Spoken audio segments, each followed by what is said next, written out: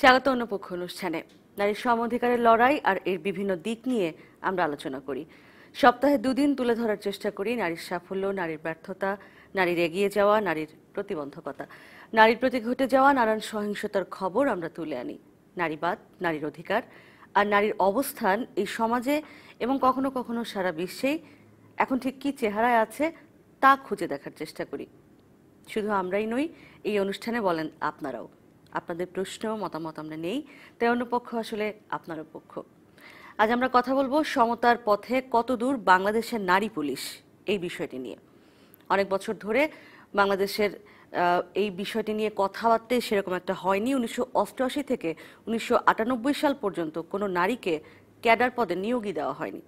এছাড়া কর্মক্ষেত্রে যৌন হয়রানি, পুরুষ সহকর্মীদের জেন্ডার ইনসেনসিটিভ আচরণ সহ সামাজিক নানা সমস্যাতেও পড়তে হয় নারী পুলিশকে। এসব পেছনে ফেলেই এগিয়ে যাচ্ছে নারী পুলিশ। আর এই বিষয়ে কথা বলতে আজ স্টুডিওতে আমার সাথে উপস্থিত আছেন চাঁদপুর জেলার পুলিশ সুপার শামসুন নাহার এবং জেন্ডার বিশেষজ্ঞ ফজিয়া খন্দকার। আপনার দুজনকে অনেক স্বাগত আমার এই অনুষ্ঠানে।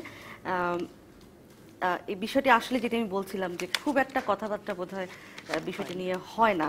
আমরা নারী পুলিশকে দেখি, কর্মক্ষেত্রে দেখি, কাজের ক্ষেত্রে তাদের এগিয়ে যাওয়া দেখি, কিন্তু পেছনের ঘটনাগুলো বোধহয় খুব একটা জানা হয় না। আমার একটা ছবি এখনো চোখে ভাসে, তখন বোধহয় আমরা ইউনিভার্সিটিতে পড়ি, একটা মিছিল বা এরকম কিছু হচ্ছে, সেখানে ভয়ার্ত নারী পুলিশদের একটা চেহারা, মানে কোন একটা সংঘর্ষ ঘটেছে এবং সেই সংঘর্ষে ফটোগ্রাফার ছবিটা তুলেছে এভাবে এবং পত্রিকাটি প্রকাশ করেছে এভাবে যে ভয়ার্ত অবস্থায় নারী পুলিশরা দাঁড়িয়ে আছে। এই যে সমাজের একটা দৃষ্টিভঙ্গি যে তার এটা যে তার পেশা এবং এই পেশাতে পুরুষের পাশাপাশিও সে কাজ করছে, এই ভয়ার্ত চেহারা, হয়তো সেই ছবিটি মিথ্যে নয়, কারণ বিষয়টি তো আসলে একটা সামাজিক ঘটনার মধ্যে দিয়ে ঘটে। সেই জায়গাটাতে হয়তো আমরা এখন এসে দাঁড়িয়েছি, এখন হয়তো ভয়ার্ত চেহারার নারী পুলিশকে আমরা দেখব না। শামসুন, প্রথমে আপনার কাছে আমি আসব। আপনি যদি প্রথমে আপনার অভিজ্ঞতা একটু আমাদের সাথে শেয়ার করেন, আপনার এই পেশায় আসা, সামাজিক পেছনের সামাজিক বিভিন্ন ঘটনা। আমার এই পেশায় আসার ব্যাপারে আমি প্রথমত মানে ইচ্ছা পোষণ করেছি যে বিসিএস আমি ফার্স্ট চয়েস পুলিশ হিসেবে দিব এবং মহান আল্লাহ রাব্বুল আলামিনের অশেষ রহমতে আমি বিসিএস এর প্রথম পছন্দ পুলিশ ক্যাডারটা পেয়েছি এবং আমি সেই উদ্যম নিয়েই কাজ করে যাচ্ছি। যেই স্পৃহা নিয়ে আমি শুরু করেছিলাম যে আমি পুলিশ হব এবং দেশের জন্য সেবা করব, ঠিক আমার চাকরির আজ 16 বছর চলছে, এখনও আমি মনে করি যে সেই মানসিকতা নিয়ে, সেই উদ্যম নিয়ে, মানুষের সেবার মানসিকতা নিয়ে কাজ করে যাচ্ছি। এখানে অনেক প্রতিবন্ধকতা আছে, অনেক পিছনে ফেলে আসার গল্প আছে। গল্পের ছোট্ট একটু যদি আপনারা শুনতে চান যে প্রতিবন্ধকতাগুলো, আমি যেদিন ট্রেনিং সেন্টারে যাই, আমি জয়েন করি 2001 সালের 31শে মে, তখন আমার ছেলের বয়স হচ্ছে 4 মাস 20 দিন। এবং আমি যেদিন ট্রেনিং সেন্টারে যাই জুনের 2001 সালের জুনের 16 তারিখ, সেই দিন আমার ছেলের বয়স হচ্ছে 5 মাস 10 দিন। ঠিক এই ছোট্ট বেবিকে আমার মায়ের কাছে রেখে আমি যাই। তো আমি মনে করি যে এটা অনেক বড় একটা প্রতিবন্ধকতা।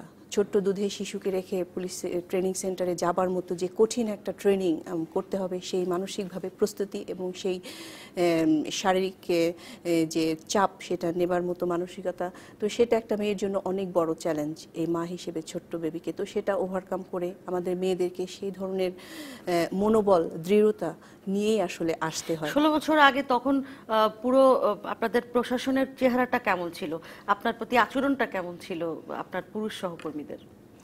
মানে এখন কি কোনো চেঞ্জ দেখতে পান তখনকার থেকে এখন? আমার ব্যক্তিগতভাবে আমার কথা যদি বলতে যাই, তাহলে আমি আপনি যে অনেক নেতিবাচক কথা এসছে যেটা আমাদের সমাজের বাস্তবতা, সেটার কোনো কিছুই আমি আসলে উপলব্ধ করতে পারিনি। আমি দেখেছি যে আমরা একই সাথে ট্রেনিং করেছি, একই সাথে রাইফেল টেনেছি, একই সাথে জাম্প দিয়েছি, একই সাথে সকল কাজ কিন্তু ছেলেমেয়েরা আমরা একই সাথে করেছি। তাতে করে মেয়েদের প্রতি কোনো রকম মানে মানে মনে হয়নি মনে আপনার যে হয়নি যে আপনাকে হ্যাঁ আমার মেয়ে অবমূল্যায়ন করে হিসেবে দেখা আমাকে হচ্ছে? অবমূল্যায়ন করা হয়েছে সেটা আমার কখনো মনে হয়নি, আপনার বরং অভিজ্ঞতা আমার তাহলে খুবই ভালো। পারফরমেন্স দিয়ে সেটা আমি মনে করি আমি জয় করেছি। আমি আরো আপনার এই সুন্দর সুন্দর অভিজ্ঞতা নিশ্চয়ই আরো শুনবো। ফৌজিয়া খন্দকার, আপনার কাছে আসবো। CHRI কমনওয়েলথ হিউম্যান রাইটস যে ইনিশিয়েটিভস এর একটা রিসার্চ আমার কাছে আছে, এবং এখানে যেটি শামসুন নাহার বললেন কোনো কোনো ক্ষেত্রে মিলে যায় এই অর্থে যে অধিকাংশই দেখা যাচ্ছে যে এখানে ভালো কথা বলছেন। হ্যাঁ, ব্যক্তিগত অনুপ্রেরণা এবং পরিবার সমাজের দৃষ্টিভঙ্গি, ইন্সপেক্টররা বলছেন যে তাদের 100% তাদের পরিবার রাজি ছিলেন। এরকম সাব ইন্সপেক্টররা হয়তো আরেকটু কম, বা কনস্টেবলরা বলছেন 97% রাজি ছিল, মাত্র 2.61% তাদের পরিবার রাজি ছিল না। তারপরে নারীদের সাধারণ কর্ম অভিজ্ঞতা সন্তুষ্টির বিষয়ে বলা হচ্ছে যে 2.63% নারী কনস্টেবল মনে করেন যে এই পেশাটা ঠিক তারা যেরকম চাচ্ছিলেন সেই অবস্থাতে নাই। এখন আমার এভাবে 8টা বিষয় ধরে এই রিসার্চটা হয়েছিল। আমার যেটি জানার বিষয় যে এই যে অধিকাংশ নারী একটা মানে যারা পুলিশে আছেন এবং যারা একটু উচ্চ পদে আছেন, ইন্সপেক্টর পদে আছেন, তাদের থেকে আবার কনস্টেবল যারা, তাদের অভিজ্ঞতার একটা পার্থক্য কিন্তু হচ্ছে। আপনার আপনি যে রিসার্চের সঙ্গে ছিলেন, আপনি সেই অভিজ্ঞতা কি বলে? ধন্যবাদ উর্মি। আমার মনে হয় যে আসলে তো সমাজটা পুরুষতান্ত্রিক, হ্যাঁ, এবং এই সমাজের আমরা যারা বাস করছি সবাই কিন্তু সেই পুরুষতন্ত্রকে চ্যালেঞ্জ করেই এগিয়ে যেতে হচ্ছে। সেটা কি পুলিশ হোক, সাধারণ আমাদের কাজ হোক, মেয়েদের জন্য এটা অবশ্যই চ্যালেঞ্জ, প্রতিটি ক্ষেত্রে চ্যালেঞ্জ। তবে পুলিশের জন্য অবশ্যই একটা আলাদা চেহারা আমাদের জানা আছে, কারণ আরও বেশি এটার সাথে অনেক বেশি চ্যালেঞ্জ জড়িত, যেটা শামসুন অলরেডি বললেন।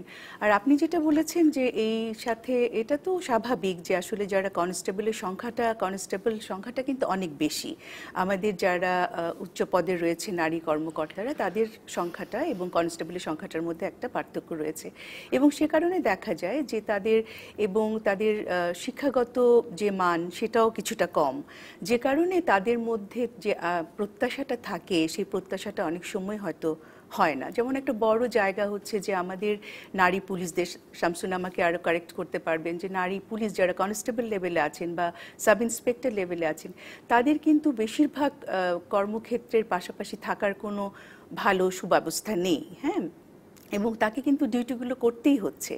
এবং যখন তারা 12 ঘন্টার 14 ঘন্টা অনেক সময় ডিউটি করতে হয়, এবং তখন অনেকে রাস্তায় যেতে হয়, আমরা দেখি মেয়েদেরকে, সেই রাস্তায় কিন্তু যথেষ্ট পরিমাণ টয়লেটের ব্যবস্থা নেই বা ওয়াশরুম বা কোথায় যাবে, আমরা কিন্তু এই জিনিসগুলো চিন্তা করি না অনেক সময়। তারপরে যে তাদের বাচ্চাগুলো রেখে আসবে, বাচ্চা তো আছে, সংসার তো আছে, সেগুলো তারা কোথায় রেখে আসবে? সবগুলো বিষয় কিন্তু আপনাদের এই CHR এর রিপোর্টে এসেছে যে কিভাবে কর্মজীবন এবং তার পরিবারের মধ্যে ভারসাম্য করা, এবং আপনি যেটি এখনই বলছিলেন যে কোথায় যাবে, একটা ওয়াশরুম নাই, তারপরে সুযোগ সুবিধাগুলো অনেক কম।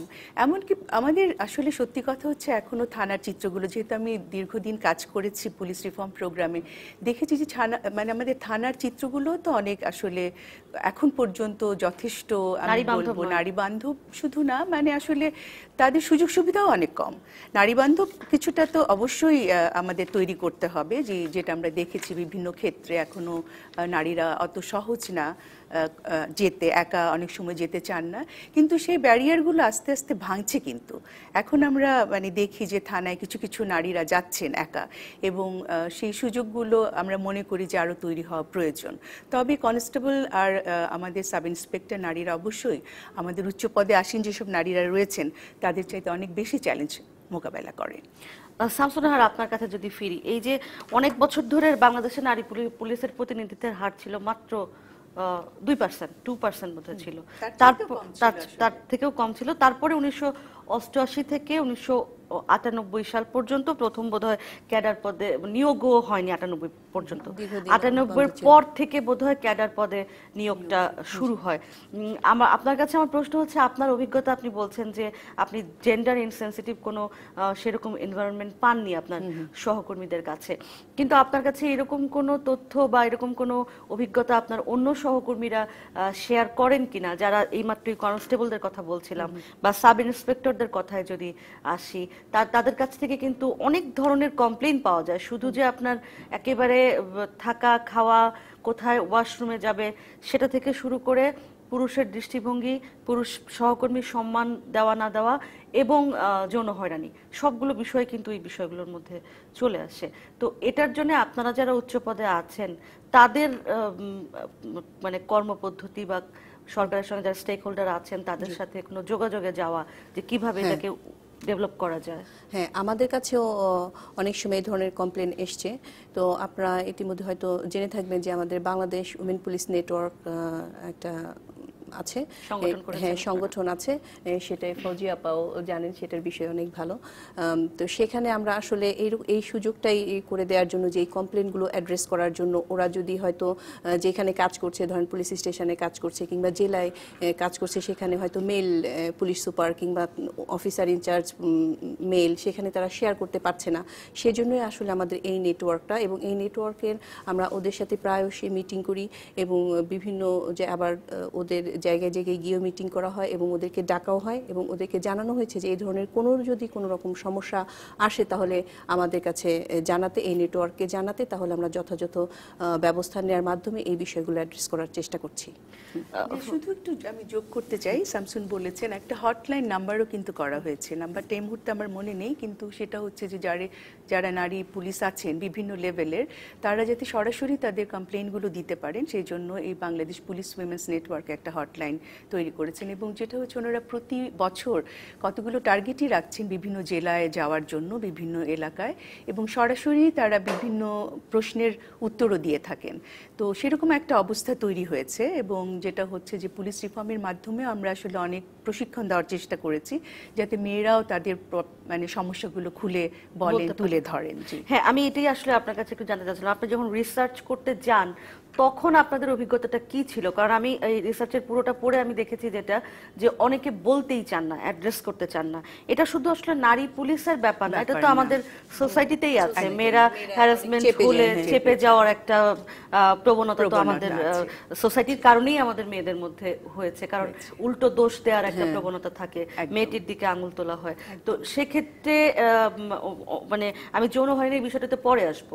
এই যে আপনার পুরুষ সহকর্মীরা একজন নারী পুলিশ সহকর্মীকে ঠিক তার মাপের মনে করছেন না, এই বিষয়গুলোতে তারা কতখানি খোলামেলা ছিলেন আপনারা যখন কাজ করেন? এটা তো আপনি অলরেডি আসলে সুন্দর করে উত্তরটাও বলে দিয়েছেন, আমি বলবো উর্মি। কারণ যেটা হয়েছে যে আমরা তো কেউই মুখ খুলি না, এমনকি ধরেন আপনি ঢাকা শহরেও যদি দেখেন যে আমাদের রুমানার মতন একজন নারী যিনি এত প্রতিষ্ঠিত, তাকেও আসলে নির্যাতনের মুখোমুখি হতে হয়েছে এবং অন্ধ হতে হয়েছে এবং উনি প্রতিবাদ করেননি কখনো। নিশ্চয়ই আগে করলে হয়তো এমনটা নাও ঘটতে পারতো।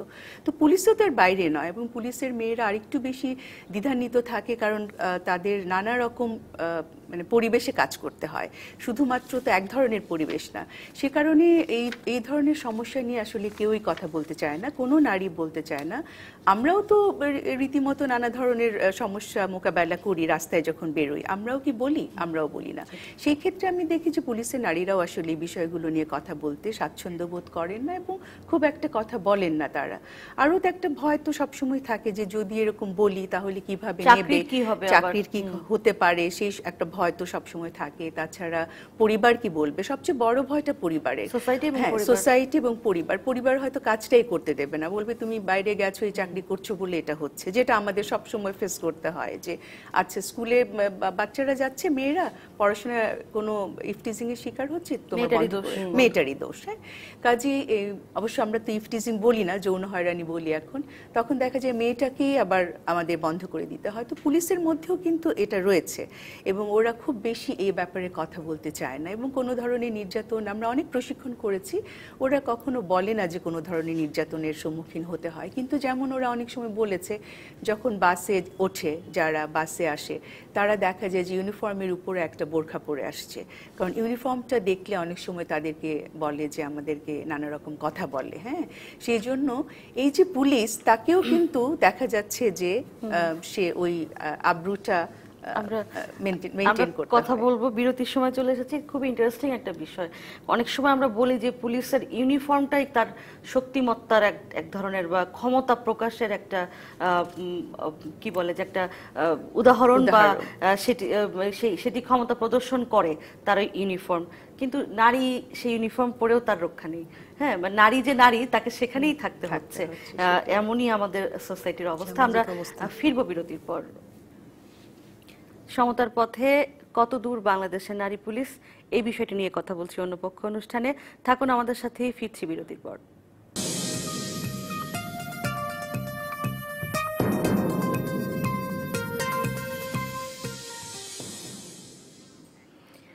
সমতার পথে কত দূর বাংলাদেশের নারী পুলিশ, এই বিষয়টি নিয়ে কথা বলছি।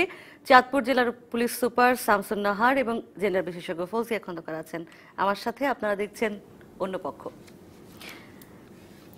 প্রথমেই একটা ফোন নিয়ে নিই, একটা ফোন দর্শক অপেক্ষা করছেন, ফোনটি আমরা নিই। জি দর্শক, আপনার নাম বলে আপনি কি শেয়ার করতে চান আমাদের সাথে, কথা বলতে পারেন, আমরা শুনছি।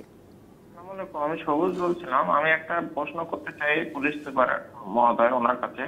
ওনাকে প্রথমে ধন্যবাদ জ্ঞাপন করছি। উনি এবার পুলিশ প্যারেড কমান্ডার হিসেবে নেতৃত্ব দিয়েছেন। এটা বাংলাদেশ পুলিশের জন্য অনেকটা গৌরবজনক।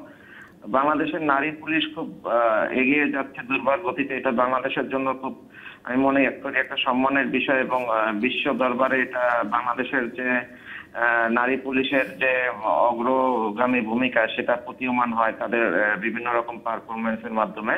তো আমার প্রশ্ন হলো যে বাংলাদেশের বিভিন্ন উচ্চ পদে নারীরা এখন আসীন আছে। তো নারী এবং শিশু দুটো কিন্তু অঙ্গাঙ্গি ভাবে জড়িত। আমরা দেখি যে নারী ও শিশু, মহিলা ও শিশু বিষয়ক মন্ত্রণালয় একসঙ্গে আছে।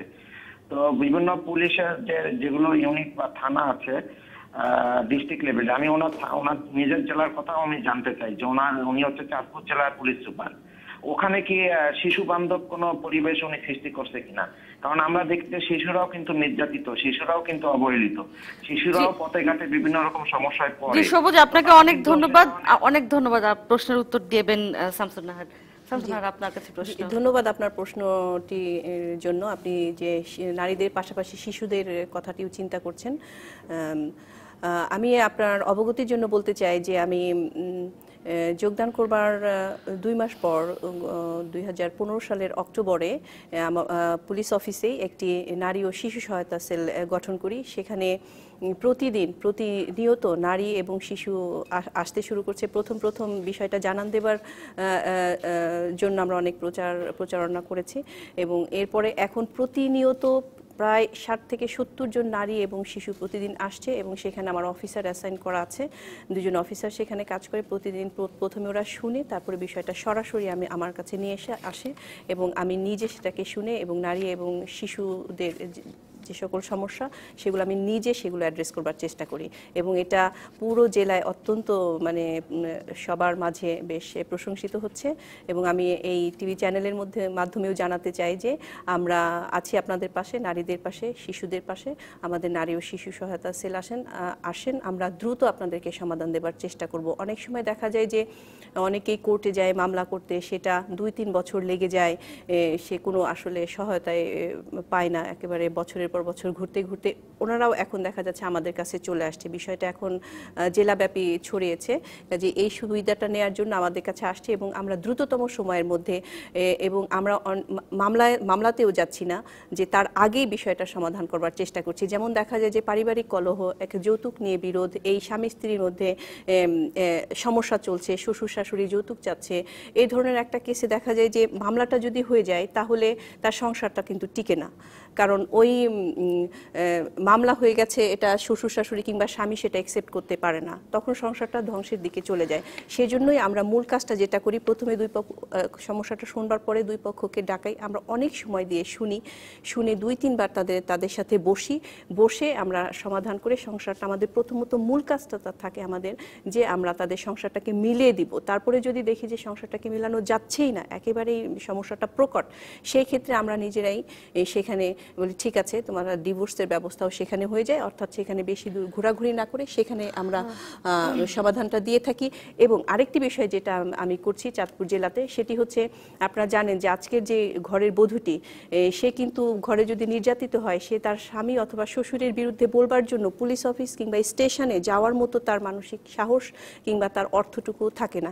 সেজন্য আমি ঘরে ঘরে যে পুলিশ গিয়ে যে বউদের সাথে কথা বলা, কোনো এতিম বাচ্চা আছে কিনা কিংবা তার সৎ মায়ের কোনো হাতে নির্যাতিত হচ্ছে কিনা কোনো শিশু, সেইগুলো কিন্তু আমরা ঘরে ঘরে গিয়ে খোঁজ নিয়ে আসছি। এবং এই বিষয়টি ব্যাপকভাবে প্রশংসিত হচ্ছে চাঁদপুর জেলায়, যে পুলিশ আজকে ঘরে আসছে বউয়ের খবর নিতে, বৃদ্ধ মায়ের খবর নিতে এবং এতিম বাচ্চা অথবা সৎ মায়ের। চাঁদপুর জেলায় আপনি এটা আমি থাকার ফলে মানে আমার একজন নারী সেখানে পুলিশ সুপার থাকার কারণে আমার না, এটা তো আমি নিজ উদ্যোগে করেছি যে ঘরে গিয়ে বউদের খবর নেওয়া, হয়তো সৎ মায়ের কাছে একটা বাচ্চা আছে তার সমাজসেবামূলক কাজ, সেটা এগুলা নিশ্চয়ই আরো শুনবো। এবং আমার মনে হয় যে উত্তর পেয়ে গেছেন যে চাঁদপুরের এখন আমরা এইরকম চাঁদপুরের মডেল আমার ধারণা যে সবাই যদি ফলো করে, এটা কিন্তু মানুষ অনেক পছন্দ করে। নিরীহ সাধারণ মানুষের ঘরে যদি পুলিশ গিয়ে তার সেই এতিম বাচ্চাটার খোঁজ নেয় কিংবা নির্যাতিত কাজের বাচ্চাটার খবর নেয় এবং বৃদ্ধ মাকে বউ যত্ন করছে কিনা এবং বউটা নির্যাতিত হচ্ছে কিনা, আমরা গিয়ে আলাদা আলাদা ভাবে কথা বলে শুনি। আপনার কাছে আমি ফিরবো যে এখন আমার জানা মতে বোধহয় আপনি আছেন চাঁদপুরে, এছাড়া ক্যাডার ভিত্তিক যেই বড় পদের কথা আমরা বলছি 64টি জেলার মধ্যে আর কোথাও নারী প্রধান এখন আরো দুইটা জেলায় বোধহয় নরসিংদী এবং রাজবাড়িতে তিনটা জায়গায় এরকম আছে। তাহলে এই যে যারা ক্যাডার ভিত্তিক শামসুন নাহারদের মতন যারা এগিয়ে এসেছেন এবং বড় পদে গেছেন, কোন থানাতে আমরা এখনো দেখতে পাই না কেন 64টা জেলার মধ্যে মাত্র কেন 3টি জেলায়? মানে এটি কি নারী পুলিশ যারা ক্যাডার ভিত্তিক আসেন তাদের অপছন্দ বা তাদের অনাগ্রহের কারণ, নাকি এটার পেছনে সেই সমাজ? এটা আসলে এটাও আমার কাছে মনে হয় যে দুটো ব্যাপারই আছে। একটা হলো যে সংখ্যায় তো নারী এখন অনেক কম পুরুষের তুলনায়, কিন্তু তারপরে আমরা মনে করি যে যোগ্য নারী অনেক আছেন যারা আসলেই পুলিশ সুপার পদে বিভিন্ন জেলায় যেতে পারেন। হ্যাঁ, এবং আমার মনে হয় যে আমাদের মাননীয় প্রধানমন্ত্রী যেরকম আসলে নারীর ক্ষমতায়নের ব্যাপারে উদ্যোগী, সেই ক্ষেত্রে আমার মনে হয় এই সংখ্যাটা অনেক বেশি হওয়া প্রয়োজন।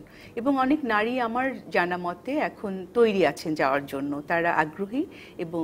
এবং আমরা জানি যে 3 জন নারী আছেন, নরসিংদীতে একজন আছেন, রাজবাড়িতে আছেন, আর শামসুন নাহার আছেন। তো এনারা সবাই কিন্তু খুব ভালো কাজ করছেন। এ কারণে এটা তো নারীদের জন্য একটা চ্যালেঞ্জিং জায়গা। সবসময় সবাই মনে করেন যে এই জেলা পর্যায়ে, মানে যদি আমার ভুল হয় শামসুন আছেন, যে জেলা পর্যায়ে বোধহয় এটা নারীদের কাজ না। হ্যাঁ, নারীরা এই কাজগুলো করতে পারবেন না। নারীরা বেশিরভাগ ডেস্ক ওয়ার্ক করতে পারবেন, নারী পুলিশরাও। হ্যাঁ, এবং তারা মানে কর্মকর্তার নিচেও যেসব পর্যায়গুলো আছে সেখানেও অনেক সময় মনে করেন পেট্রোল ডিউটি নারীরা পারে না বা করতে চায় না, পারবে না। তো নারীদের ক্ষেত্রে নারীদের মধ্যে মিশ্র আছে। অনেক নারী কিন্তু এই চ্যালেঞ্জটা নিতেও চায় না, এটাও ঠিক আছে। কারণ হচ্ছে পরিবারের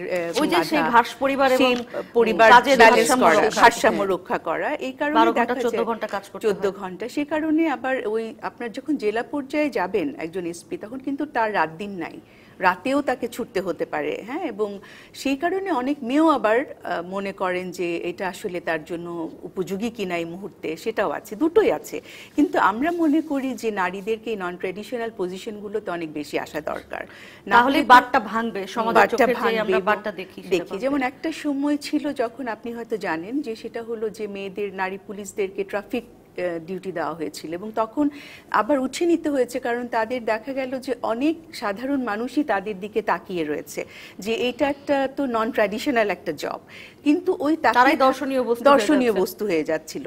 তো যাই হোক, এখন আবার নতুন করে ইন্ট্রোডিউস করা হয়েছে চিটাগং এ, আমি জানি, যদি ভুল না করে থাকে, ঢাকাতেও আছে, সার্জেন্টও আছে মেয়েদের। তো এই চিত্রগুলিতে দরকার। তাহলে কিন্তু ওই যে আপনি যেটা দিয়ে শুরু করেছিলেন যে বিস্ময় বা ভয়, সেগুলো ভেঙে যাবে, মানে সেই চিত্রগুলি তখন একটা পজিটিভ দিকে টার্ন নেবে। আমি শামসুন নাহার আপনার কাছে একটু আসবো যে আপনাদের যে সুযোগ সুবিধার কথা যেটি আমরা শুরুতে বলছিলাম, যে আপনাদের যারা আছেন আপনাদের মধ্যে, তাদের মধ্যে 83.3% অফিসারই বা কনস্টেবল বা সাব ইন্সপেক্টর যে পদেই আছেন না কেন সবাই বলছেন যে সুযোগ সুবিধা বাড়ানো দরকার, যা আছে সুযোগ সুবিধা তার থেকে বাড়ানো দরকার।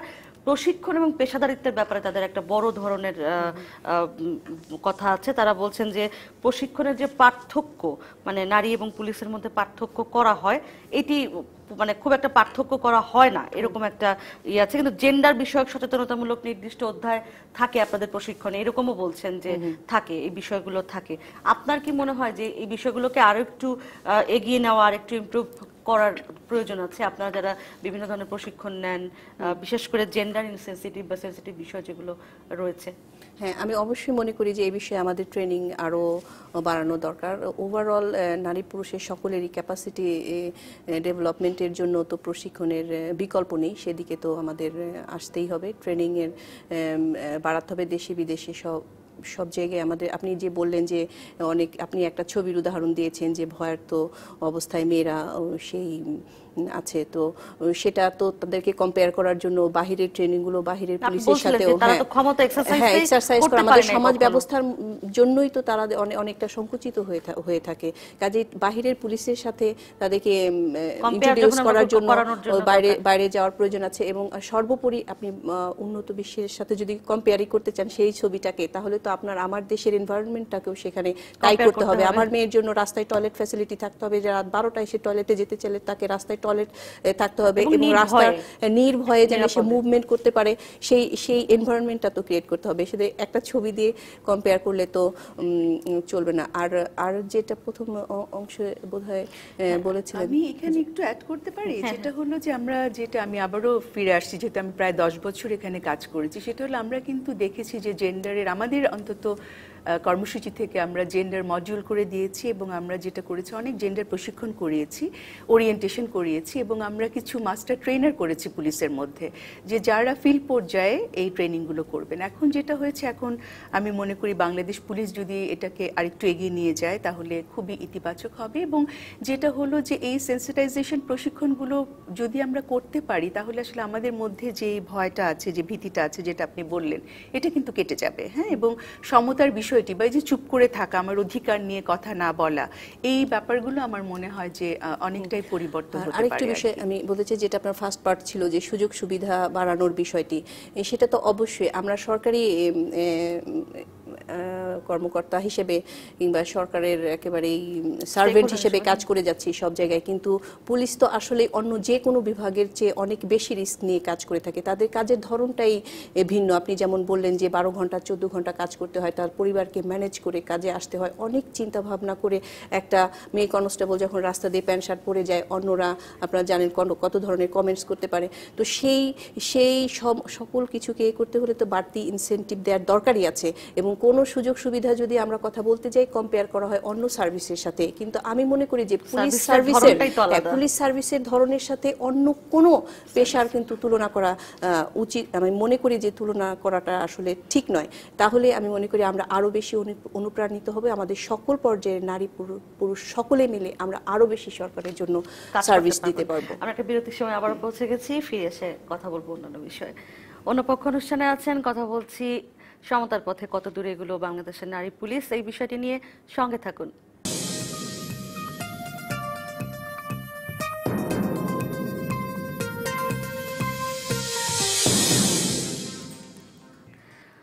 আছেন অন্য পক্ষ অনুষ্ঠানে, কথা বলছি সমতার পথে কত দূর এগুলো নারী পুলিশ, বাংলাদেশের নারী পুলিশ, এই বিষয়টি নিয়ে চাঁদপুরের পুলিশ সুপার শামসুন নাহার এবং জেন্ডার বিশেষজ্ঞ ফজিয়া খন্দকার আছেন আমাদের সাথে। এইবার আমরা একটা কথা বলবো যৌন হয়রানির বিষয়টা নিয়ে। আমার মনে হয় যে এই বিষয়টা নিয়ে আসলে শুধু নারী পুলিশ না, আমরা এখনই বলছিলাম যে কেউই আসলে কথা বলতে চায় না, আমাদের সোসাইটিতে এরকম যে কথা বলতে চায় না। মানে এক্ষেত্রে আপনাদের নারী পুলিশের ক্ষেত্রে কর্মক্ষেত্রে বলা হচ্ছে যে 2.7 ভাগ সাব ইন্সপেক্টর, 3.3 ভাগ অ্যাসিস্ট্যান্ট সাব ইন্সপেক্টর জানান যে তারা যৌন হয়রানির শিকার হন, এবং 10%-এর বেশি কনস্টেবল আছেন যারা বলছেন যে যৌন হয়রানির শিকার হন। আমি ফজিয়া খন্দকার প্রথমে আপনার কাছে আসবো। আপনি যদি আপনার এই গবেষণা করার অভিজ্ঞতা থেকে বলেন যে যেই পুলিশকে আমরা দেখব অন্য নারীর রক্ষক হিসেবে, তাকেই যৌন হয়রানির শিকার হতে হচ্ছে। ওটা তো আমি বলছিলাম আপনাকে যে আসলে কিভাবে তাদেরকে কাজগুলো করতে হয়, এবং যখন ঘরের ভেতর, ঘরের বাইরে, কর্মক্ষেত্র সব জায়গায় কিন্তু নারী পুলিশদের অসম্ভব একটা চ্যালেঞ্জিং জায়গা। আমাদের জন্য যদি চ্যালেঞ্জ হয়, তাহলে নারী পুলিশের জন্য চ্যালেঞ্জের জায়গাটা কত বড় হতে পারে। তো যৌন হয়রানি তো আসলে কম বেশি আছে, হ্যাঁ, এবং যেটা হলো যৌন হয়রানির যদি আমরা সংজ্ঞাটা দেখি অনেক বড়, এটা শুধু ফিজিক্যাল না, মেন্টাল, হ্যাঁ, এবং সাইকোলজিক্যাল অনেক রকমের আছে। তো সেই ক্ষেত্রে যেটা আপনিও বলেছিলেন এবং আমরাও দেখেছি গবেষণাটার সময়, যে তারা আসলে কথা বলতে চায় না একেবারেই, হ্যাঁ, এবং তারা আসলে মনেই করে এটা একেবারেই ব্যক্তিগত একটা ব্যাপার এবং এ ব্যাপারে কোনো শেয়ারিং নাই। তারপরে যেহেতু এটা করেছেন আপনারা সিএচআরআই এর যে সদস্য, তারা বিভিন্ন রকম প্রশ্ন করে কিছু কিছু তথ্য তারা দিয়েছেন, কিন্তু আমাদের কাছে বা বাংলাদেশ পুলিশ মনে করেছেন যে এই তথ্যর পুরোটা হয়তো পুরো চিত্রটা আসেনি, এটা সংখ্যাটা অনেক কম তাদের কাছে।